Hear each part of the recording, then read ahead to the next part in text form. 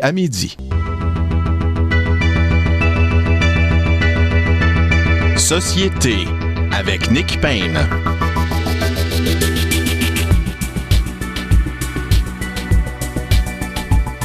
Bonjour à tous, très heureux d'être au microphone pour cette autre édition de Société. Cette semaine, nous revenons sur l'actualité politique. Il y a beaucoup de sujets à traiter. Bien évidemment, nous allons revenir particulièrement sur cet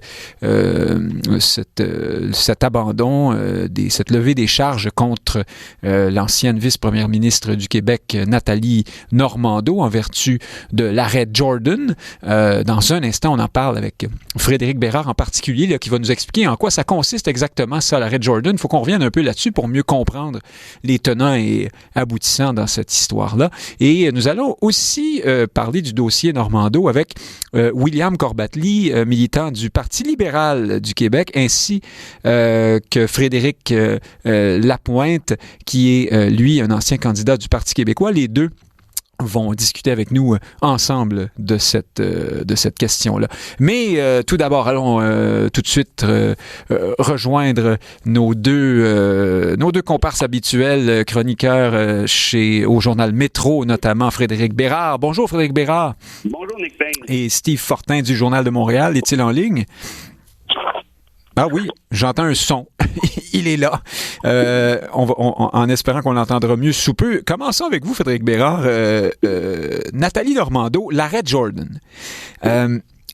Juste pour rafraîchir la mémoire de nos auditeurs, là, dites-nous donc un peu de quoi il s'agit et comment ça a été un facteur déterminant dans le dossier qui nous occupe. L'arrêt Jordan a été, je pense, plutôt mal compris. Je peux comprendre pourquoi, mais essentiellement, tout ce que ça dit, et c'est relativement simple, c'est que un accusé a le droit d'être jugé dans un délai raisonnable. C'est pas nouveau, là, tout ça, là, ça existe depuis pratiquement la Magna Carta, donc c'est du vieux droit anglais. En d'autres termes, on ne veut pas laisser pourrir quelqu'un entre des accusations et le moment de sa condamnation. Qui a aussi, évidemment, c'est une garantie qui est constitutionnelle. Au Canada, au Québec, même chose. Et donc, dans Jordan, la Cour suprême a eu à interpréter c'est quoi ça, un délai raisonnable. Parce que là, évidemment, vous n'êtes pas sans savoir, Nick, qu'avec certains manques de ressources chez les tribunaux judiciaires, il y a des procès qui se passaient après 7, 8, 9, 10 ans. Donc, imaginez, là, vous êtes accusé aujourd'hui, vous allez avoir la décision seulement dans 8, 9 ans, c'est absolument épouvantable. Donc, on a décidé de rétrécir ces délais-là de manière assez magistrale. En fait, on est allé de manière assez claire en disant c'est de 18 à 30 mois, là, dépendamment, évidemment, des infractions qui seront commises. Et donc, ce 18 à 30 mois-là, c'est à partir du moment où l'accusation est déposée jusqu'au moment où la décision est rendue.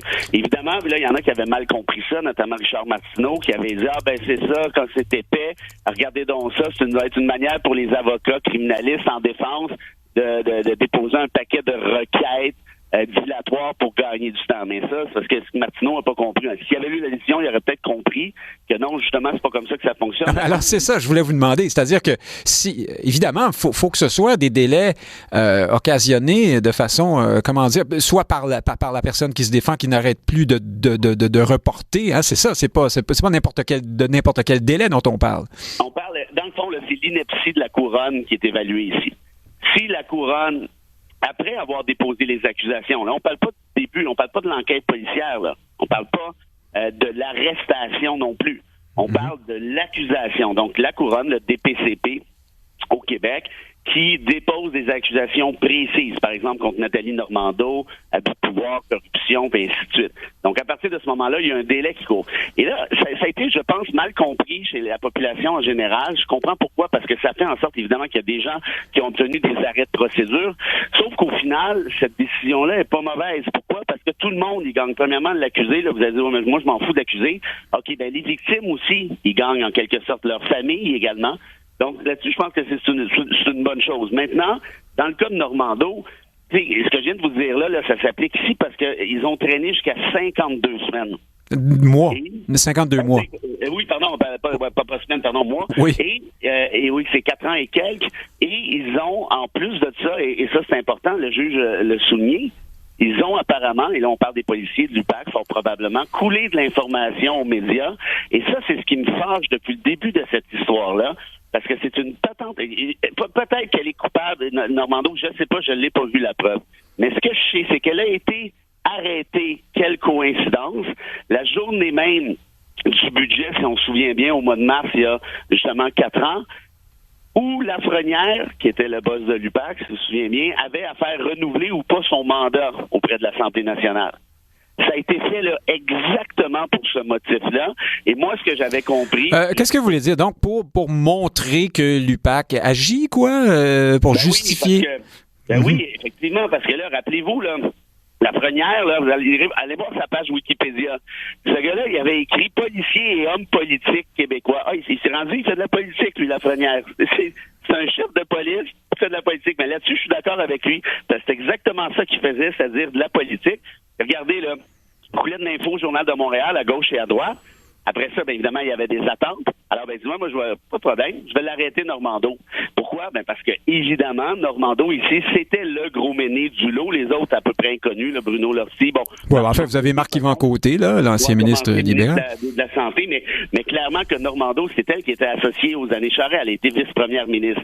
Or, moi, ce que j'avais compris de plusieurs amis qui sont de quelques amis qui sont au dossier, c'est que la preuve contre Normando était excessivement faible. C'était cousu de fil blanc, à un point tel où le DPCP lui-même, si vous vous rappelez, l'année passée, si je ne me trompe pas... Ben, on a abandonné plusieurs charges, là, oui. Exactement, parce qu'à un moment donné, c'est beau faire ton show politique, tu dis, hey, regardez, je l'ai, la vice-première ministre, mais c'est parce qu'éventuellement, tu vas être obligé de passer devant un juge. Et puis là, si c'est pas tenté tout croche, son affaire, ça ne tiendra pas. Donc, ce qui restait contre elle, c'était beaucoup moins important que ce qui avait été annoncé initialement. Et là, aujourd'hui, ben, l'arrêt des procédures, c'est sûr que j'aurais aimé ça, moi aussi, qu'elle ait un procès pour savoir véritablement qu'est-ce qui s'est passé pour qu'on puisse voir la preuve. Parce que c'est ça l'idée, hein, quand il y a un procès comme ça, qui est nécessairement public, c'est la règle. Là, on peut voir la preuve. Qu'est-ce qui s'est passé réellement?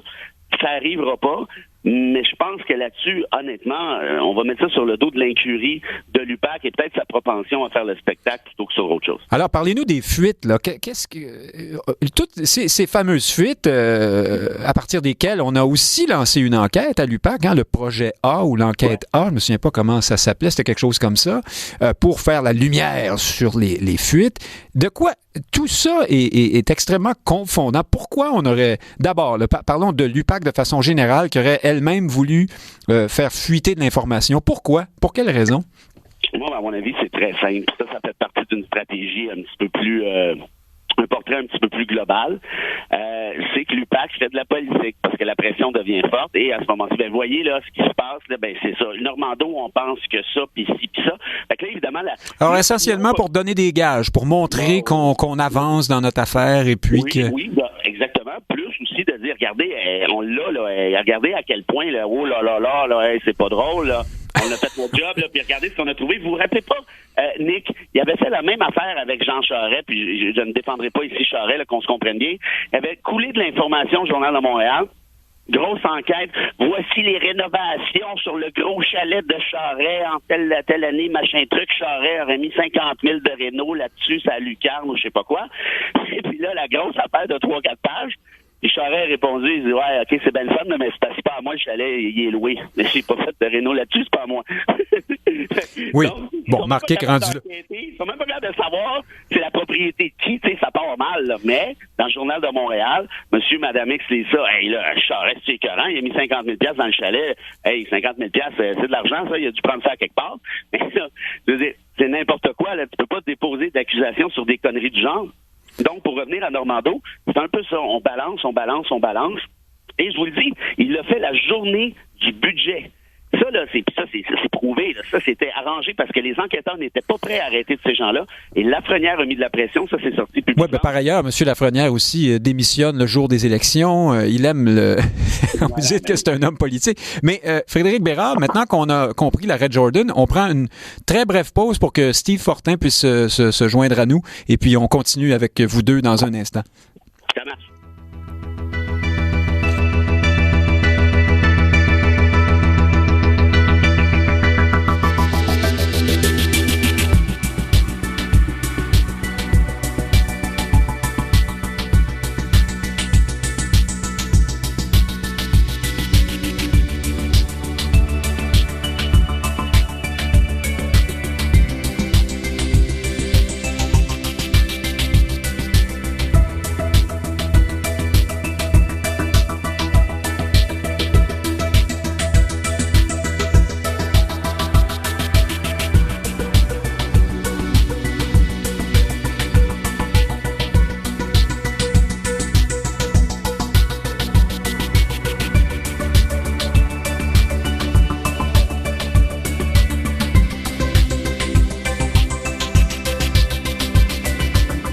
Alors, on y est arrivé. Je pense qu'on a rejoint Steve Fortin sur la planète Mars ou quelque chose comme ça, mais il sera néanmoins près de nous au téléphone. Steve Fortin du Journal de Montréal. Bonjour.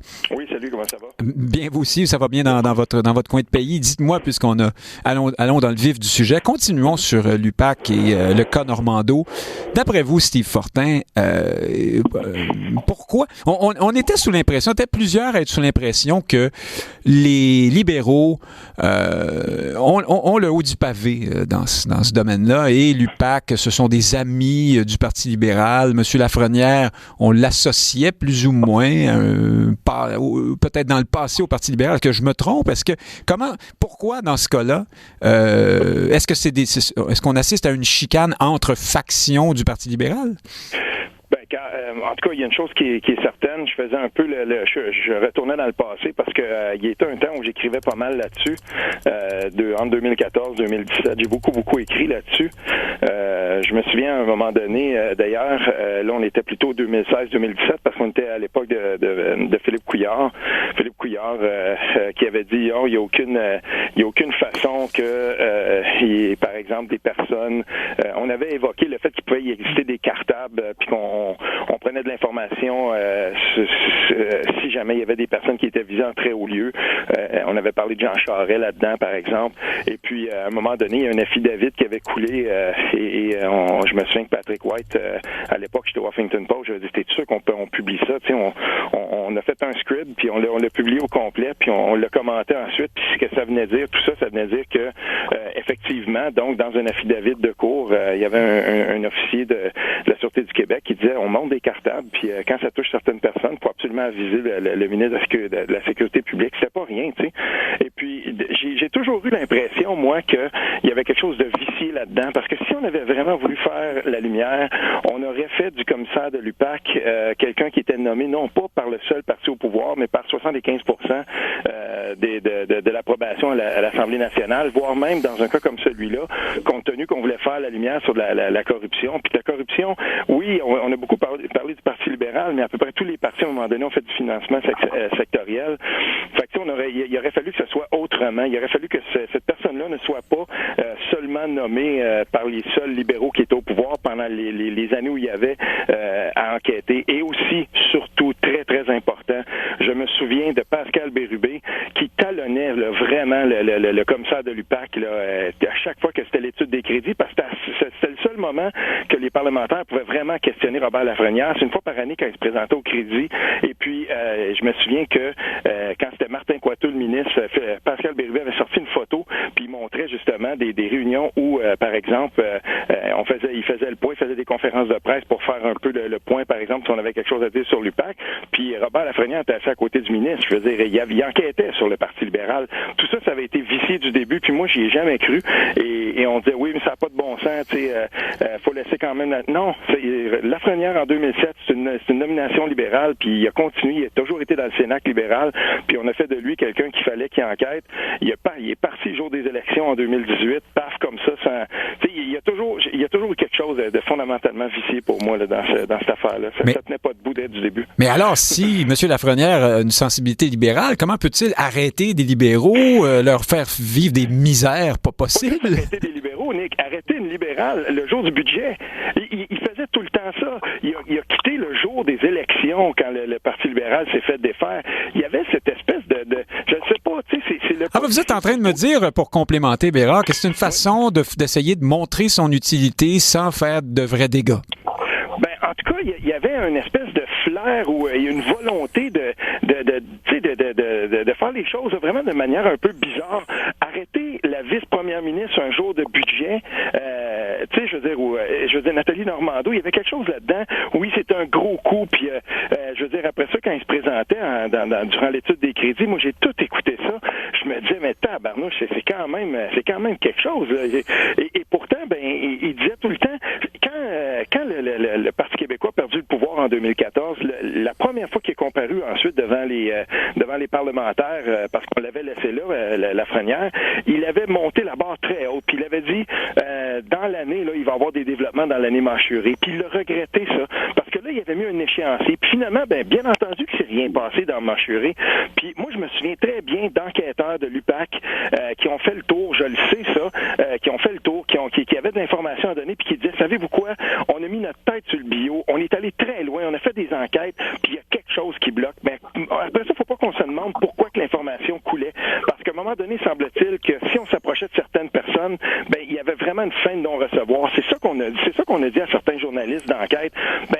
Si on voit que on n'est pas capable d'aller à procès avec ça, puis toute la plainte, toute la preuve a été amassée, puis des fois, là, il y a des policiers et des enquêteurs qui ont mis leur tête sur le bio pour l'avoir, cette preuve-là. Alors ça, c'est l'autre. Ils vont juste la couler plutôt que de l'acheter au vidange. C'est l'autre thèse, oui, Frédéric Bérard. C'est la thèse qui veut que les libéraux, effectivement, sont puissants et empêchent l'aboutissement des enquêtes et par conséquent, des policiers frustrés coulent de l'information. Êtes-vous d'accord avec ça? Parce que mâchuré, on a vraiment l'image de quelqu'un qui... Vous savez, quand vous mastiquez un steak smell de botte, là, puis que ça finit jamais, puis que ça aboutit pas, puis qu'on n'avale pas, c'est un peu ça aussi, non? Ça fait un bout de temps que j'ai pas fait ça, mais... Oui. Bon. Non, mais quand même, ça vous arrive une fois dans votre vie, vous vous en souvenez. Ah oui, ça garanti, puis je l'ai fait pendant de nombreuses années. C'est des problèmes de pays riches quand même. Mais, oui, c'est un peu ce que j'allais dire. Mais non, moi, c'est toujours un plaisir d'entendre mon chum Fortin... qui est toujours pertinent, brillant, mais là, dans ce cas-ci, j'ai l'impression d'être... impertinent et pas brillant? Non, plus que ça, en fait. J'ai l'impression d'être dans un film, là. Puis je ne remettrai pas en question ce que Steve vient de dire parce qu'il a fouillé l'affaire drôlement plus que moi, mais je vais faire une parenthèse en essayant de retirer un volet de sa dernière intervention. Peut-être que tout ce qu'il dit est vrai, là. J'ai pas les éléments pour le contredire. Mais sur la question de Normando précisément, là, par contre, je débarque. Pourquoi? Parce que une fois que tu as déposé des accusations, là, c'est le DPCP, là, c'est la direction des poursuites pénales et criminelles qui fait ça. Là, après, je veux dire, le DPCP est maître, mais absolu de sa procédure et maître de ce qu'il va faire. C'est une entité indépendante. N'oubliez pas, on l'a créé, cette entité-là, pour prendre des distances du ministère de la Justice, parce qu'on sait que le ministre de la Justice siège au cabinet, ce qui n'est pas le cas, évidemment, des responsables du DPCP. Mm-hmm. Donc, là-dessus, mais d'ailleurs, on devrait faire la même chose au fédéral, là, ça aurait évité l'affaire de Wilson-Raybould, si on se souvient bien. Donc, ici, si on applique la thèse de Steve jusqu'au bout en rapport à Normando, là, ça serait de dire que des influents libéraux obscurs auraient influencé le DPC. Là, je trouve que ça commence à faire un... C'est pour ça, Frédéric Bérard, que je pose la question des factions libérales. Peut-être qu'il y a des gangs de libéraux que Mme Normando était plutôt dans le groupe Charest contre le groupe Couillard, vous voyez? Comment est nommé le DPCP? Pardon? Comment est nommé le DPCP? C'est quoi la procédure? Qui le nomme? Est-ce qu'il est nommé aux 75% de... Attendez, parlez pas en même temps, là, parce qu'on va s'y perdre. Frédéric Bérard, allez-y. Oui, là-dessus, franchement, Steve, là, si on part de la prémisse que le DPCP est contrôlé par, je sais pas moi, Joe Desmarais ou Beaver Asphalt... Non, c'est pas ça que je dis, je veux juste savoir comment. Ah, comment il est nommé? Oui, comment il est nommé? Ça, 75% des voix, habituellement, c'est ça, oui, 2/3 ou 75 de l'Assemblée nationale. Là, vous parlez bien du directeur lui-même de la poursuite. Oui, c'est ça. C'est une espèce de responsable qui a un rôle, contrairement à Lafrenière, qui est parfaitement apolitique. Lui, c'est une femme actuellement, là, j'oublie son nom, qui détermine si après le travail avec ses avocats, ses avocates, s'il y a lieu de déposer des accusations après évaluation du travail des policiers. À cette époque-là, c'était Annick Murphy. Oui, Annick Murphy, voilà, c'est non. Là, je vous dirais franchement, là, si le DPCP est sous le contrôle d'Alfonso Galliano, là, ou Jean Charest ou Marc Bureau, là, j'ai mon voyage, puis moi, je quitte le Québec, je vais aller au soleil. Il y a autant de vous pouvez pas, les frontières sont fermées, Frédéric Bérard, mais il faut qu'on... Là-dessus, par exemple, si le DPCP est nommé à 75% des voix, puis qu'il fait l'approbation de l'Assemblée nationale, moi, je veux pas rentrer directement dans le cas de Nathalie Normando, parce que celui-là est quand même assez étrange, merci. Mais je parlais vraiment dans un contexte où certaines enquêtes, puis là, je visais vraiment Mâchuré, Lierre, Joug, ce sont des enquêtes, ça, pour lesquelles je sais qu'il y a eu beaucoup de frustration. situation. Et là, le cas de Nathalie Normando lui-même, il a toujours été pour moi un petit peu à part dans tout ça. Ah bon, alors une espèce d'ovni. Donc, il faut qu'on passe à un autre sujet, messieurs. Je vous coupe sur celle-là. On aura l'occasion d'en reparler, puis on en reparle dans quelques minutes avec un libéral et un péquiste. Imaginez, ça va être beau. Parlons un instant. Allons dans le département des courses à la chefferie, dont personne ne sait qu'elle existe. Je ne sais pas si vous le savez. Il y a une course au fédéral pour la direction du Parti vert. Oui. Et on apprend aujourd'hui, moi j'ai presque appris aujourd'hui que des candidats, des grosses vedettes là, comme Myriam Haddad, Amita Kotner, Dimitri Lascaris, Anami Paul, David Mermer et Glenn Murray. Je fais des farces, évidemment. Je n'ai jamais entendu parler de ces personnes-là avant. Mais donc, sont à la veille là, d'en venir à un aboutissement. Les gens votent en fin de semaine, je crois, au Parti vert. Et le débat qui se trouve là m'a intéressé, et surtout qu'on parle à Frédéric Bérard, qui vient de publier « La Terre est une poubelle en feu ». Vous êtes environnementaliste convaincu, Frédéric Bérard. Et ce parti-là se demande si il doit être encore plus à gauche ou s'il ne devrait pas plutôt migrer vers le centre. Et là, vous avez une candidate ici qui dit, par exemple, c'est Madame Haddad, elle est montréalaise, après avoir spécifié qu'elle se trouvait en territoire autochtone non cédé. Elle se définit comme milléniale, éco-socialiste, immigrante, lesbienne, avocate en droit du refuge. Bref, tout ce que le statu quo ne veut pas voir en politique. Bon, vous voyez un peu dans quel univers mental elle est. Est-ce que, je vous ai déjà posé la question, je vous la repose, est-ce que l'environnement bénéficie ou souffre de ce positionnement très à gauche? Est-ce que ça a un rapport, ça, finalement, là, les territoires Mohawk et le... Ouais, moi, c'est peut-être aucun des deux. En fait, malheureusement, là, surtout avec la pandémie, l'environnement a pris le bord encore davantage si une telle chose était possible. Mais moi, je comprends que ce genre de discours-là peut achaler certaines personnes et je crois que vous en êtes, Nick. C'est-à-dire que j'observe ça, je veux pas prendre position, mais il me semble que l'environnement, c'est l'environnement, ça devrait pouvoir parler à tout le monde. C'est un peu ce que j'allais dire. C'est que Mme X ait ce profil-là, bon, grand bien lui fasse, là. Mais le problème du Parti vert, à mon sens, c'est que premièrement, aux dernières élections, leur programme n'était pas si vert que ça. Le programme du NPD l'était davantage. Fait que déjà là, ça part mal. Et là, en plus, ils sont mis à se positionner sur des questions morales. Rappelez-vous qu'Élisabeth May disait que son idole, c'était Jésus. Ce qui fait que sur l'avortement, ben là, on comprend que des fois, peut-être que, mais quelle espèce de stupidité sans nom. Pourquoi ne pas juste se concentrer sur le volet environnemental? Ça, c'est notre programme. Fait 1, 2, 3, 4, 5, ce sont des réformes que nous proposons qui sont drastiques, qui sont bon participateurs. Puis après, ben évidemment, là, ça fait un programme aussi pour le reste des questions, mais que ceci soit absolument subsidiaire. Parce que là, si on commence à débattre des territoires non cédés au Mohawk, je pense qu'on n'en finit plus. Et de un, et surtout, on s'éloigne de la question principale. Moi, je veux un Parti vert au Canada, j'en veux un au Québec, qui me parle d'environnement de manière sérieuse, principale, engagée. Pas comme si, finalement, d'ailleurs, si jamais l'environnement, ça vous intéresse, n'oubliez pas, Mère Nature est avec nous. Je veux dire, c'est des conneries, là.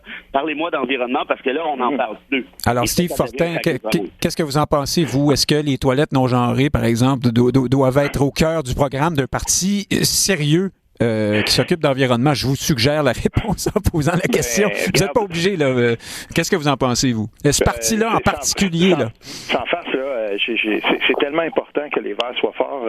Et dans les provinces maritimes, je veux dire, il y a des provinces où le Parti vert est carrément le troisième parti, puis approche la deuxième place. Moi, j'ai rien contre ça. J'ai eu la chance de faire plusieurs entrevues avec Alex Tirel quand il était chef du Parti vert du Québec. Il a complètement sorti à peu près tout le monde de là. Il était totalement, justement, dans la même lignée que Mme Haddad. On était là, quelqu'un qui était dans l'extrême gauche, puis pourtant, il y avait des militants de bonne foi, des gens de droite, des gens de gauche, je veux dire, qui n'étaient pas à droite du tout. C'est par ailleurs un fédéraliste furieux aussi, hein, monsieur Tirel? Ça me dérange pas, parce que si les gens ont comme priorité principale, c'est vraiment de l'environnement, ben mettons ça de côté, puis qu'ici, au Québec, il y a des fédéralistes, il y a des indépendantistes ou nationalistes qui sont ensemble, mais qui sont derrière un parti qui est vraiment vert puis qui va proposer des trucs. Je connais des gens, moi, qui sont dans le groupe Coule pas chez nous. Il y a des gens là-dedans qui sont au municipal, au provincial, au fédéral. Puis ce qu'ils veulent, c'est vraiment protéger le fleuve et même, et puis il y a des gens de tous les horizons là-dedans. Mais à un moment donné, si on subordonne ou que le chef, par exemple, commence à entrer justement dans des débats qui sont hyper, là, il positionne le parti là, à l'extrême gauche, puis que tout à coup, ça devient plus un mouvement d'extrême gauche qu'un mouvement environnementaliste. Ben, il y a des gens qui vont débarquer parce qu'ils seront pas à l'aise avec ça, et ce sont des francs environnementalistes. J'en connais plein. J'aimais ça, moi, quand c'était, par exemple, André Bellil qui était là, ou quand, je veux dire, l'ancien ministre péquiste, Daniel Breton. Tu sais, je veux dire, il y a eu des ententes à l'époque entre l'UFP puis le Parti vert, puis ça se faisait, ça, Amir Kadir était à l'UFP, j'y étais aussi, puis Daniel Breton était au Parti vert, puis ça se parlait, puis on se disait, bon, OK, tu sais, mais notre mode de scrutin, par contre, il est tellement mal fait que... Ça, c'est une autre question, c'est difficile, oui. Directement pour les Verts, mais tabarnouche, on n'aura jamais la vraie représentation des Verts parce que, malheureusement, ça prend des gens qui sont là et qui vont être élus à l'Assemblée nationale, puis ben on s'est retrouvé avec Elisabeth May, elle a tenu le fort, mais si on ne change pas le mode de scrutin, ces questions-là... Justement, allons-y là-dessus. Dans notre système, de toute évidence, l'environnement doit être embrassé par un parti généraliste qui aspire à prendre le pouvoir. Est-ce que tout ce débat-là n'illustre pas la difficulté, justement, de joindre un programme environnemental, un vrai programme en faveur de l'environnement, avec les impératifs de la gouvernance? Est-ce qu'on a encore de la difficulté à faire la démonstration de ce que l'environnement, c'est pas concurrent du pragmatisme sur les questions économiques, par exemple, Frédéric Bérard? Ben oui, ça c'est officiel. Par contre, ce qui risque d'arriver, du moins c'est un peu mon pronostic, c'est que avec le réchauffement climatique qui ne s'arrête pas, qui ne ralentit pas, c'est même le contraire, c'est un effet exponentiel. On approche le point de bascule. Quand on l'aura franchi, là, évidemment, il y a plusieurs personnes qui vont réaliser qu'on aurait dû faire quelque chose.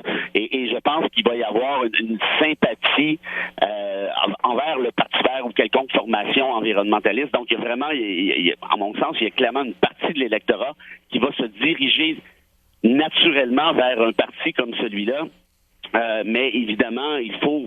Ce ne serait pas préférable que des partis, je répète le terme, là, général, des partis aspirant au pouvoir, à la gestion pragmatique, embrassent davantage cette cause-là? Est-ce que c'est pas possible, ça?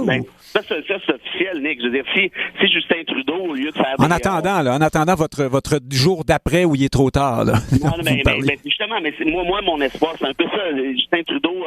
fait des runs de kayak la journée de la Terre, puis il a interdit les pailles, ce qui est quand même fantastique. On se le cachera pas, surtout qu'il venait d'acheter un pipeline pour quelques 10 milliards. On apprenait récemment que les millions d'arbres qu'il avait promis de planter, il n'y en a toujours pas un là qui a été planté. Il faut y penser, là. Je veux dire, ça se plante pas comme ça un arbre Nick Payne. Là. Moi, je viens du bois, je peux vous dire, c'est compliqué. Hein. Oui. Mais regarde, il y a quelque chose que j'aimerais ajouter. Par contre, on peut planter un politicien assez facilement, hein, c'est ce que vous venez de faire. D'ailleurs, c'est pas mal le cas des Verts depuis qu'ils existent. Se faire planter, c'est leur marque de commerce. Moi, je vous dirais que le meilleur parti, quant à moi là-dessus, c'est le NPD, parce que c'est un parti qui est généraliste, dans un sens, comme vous dites, qui a quand même un fonds de commerce qui est intéressant en termes de députés. Pour en avoir plus, on se comprend bien, mais il y a une certaine crédibilité. Vous dites pas ça parce que le député Alexandre Boulris a parlé de votre livre à la Chambre des communes. Non, ici, il me fait la remarque sur Facebook, mais en fait, Boulris, je l'aime bien, j'aime bien Signe aussi, mais je considère, et ça, je pense que c'est objectif, que leur plan de match en matière environnementale, il était meilleur que celui du Parti vert. Là. C'est pas malheureusement, ils ont manqué une chance absolument inouïe, puis je tiens à le mentionner parce qu'il y a un député du NPD que j'affectionne beaucoup, qui s'appelle Nathan Cullen. Puis quand il y avait eu la chefferie où on a décidé de choisir Mulcair plutôt que Nathan Cullen, c'est de valeur parce que jusqu'à il y a quelques mois, la plateforme environnementale puis la plateforme de la chefferie de Nathan Cullen est encore en ligne, puis on l'a retiré. Moi, là, si j'avais à prendre un parti généraliste, puis je disais, on va lui placer un plan environnemental, on l'avait. C'était drette là. Et on s'est beaucoup battu à l'intérieur du NPD pour minoriser cette vision-là. Puis c'est dommage, parce qu'à un moment donné, surtout en Colombie-Britannique, où les Verts sont très forts, ces gens-là ont quitté le NPD. Puisque le NPD est devenu par après, quand je regarde, par exemple, les gens qui sont là en ce moment, ben on a perdu de la crédibilité. Puis c'est toujours bien Sven Robinson qui est venu planter quelques personnes de son propre parti pour dire vous n'êtes pas crédible en environnement lors de la dernière campagne. Et à cause de ça, pour moi, le NPD, oui, c'est vrai que c'est un parti qui pourrait être un bon dépositaire de cette cause-là, mais il n'est pas le seul. Puis, dire, le Bloc avait quelque chose d'intéressant, le NPD avait quelque chose d'intéressant. Le NPD avait quelque chose de plus intéressant que le Parti vert. Là-dessus, je suis d'accord avec Fred. Puis, tu sais, mais c'est complètement absurde, ça, quand même, non? Et en terminant, là, je veux dire un truc. En passant, la question environnementale s'invite beaucoup dans le domaine municipal. Puis ça, je le vois, moi. Les municipalités qui sont riveraines de la rivière des Outaouais, quand ça déborde à tous les 2 ans ou à tous les années, je peux te dire une chose, j'ai vu, moi, aux dernières élections, on était obligés, je voyais des municipalités qui étaient obligées de présenter un plan, qu'est-ce qu'on va faire avec la bande riveraine quand elle monte de 10 mètres. Et puis, on est déjà dedans. Puis là-dessus, je suis d'accord avec Fred, on a le nez dedans, puis de plus en plus, on va être obligé de, non pas juste réagir, mais on va être obligé de proposer. Puis c'est là le plus grand dommage qu'on a eu de l'élection de 2018, c'est que le seul parti qui n'avait pas de plan environnemental, c'est celui qui a été élu. Et la première fois qu'il y a eu une tête de ministre qui est tombée, c'était bien entendu celle de la ministre de l'Environnement. Puis là-dessus, on a manqué le bateau complètement parce que ce parti-là, en environnement, n'a aucune crédibilité. Et on est là maintenant, je sais pas, là, on parle de la CAQ, évidemment. Qu'on va sauver l'environnement, ça c'est certain.